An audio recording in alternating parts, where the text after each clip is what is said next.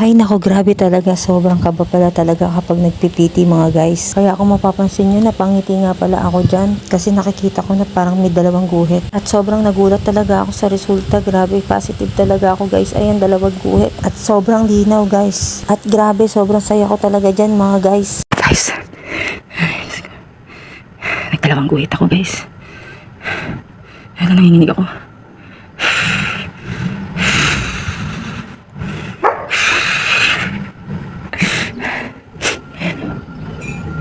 Ayan, malinaw siya.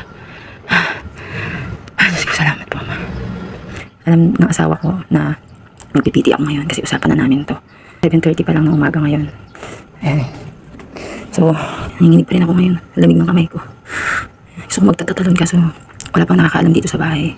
Ako pa lang, January 18 ngayon. So, parang naisip ko lang na mag-try magpiti. Ito na nga guys, ito na nga. Grabe, ganito pala yung pakiramdam. Grabe, malinaw na malinaw guys. Hindi ko alam kung ano susunod kong gagawin pero update na lang kayo guys. Tulog pa yung asawa ko ngayon.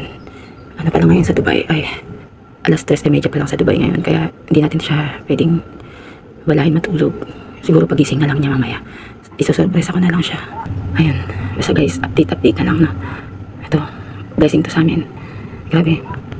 Ay, grabe talaga. Yun muna guys. Bye. Hi guys. May naisip ako.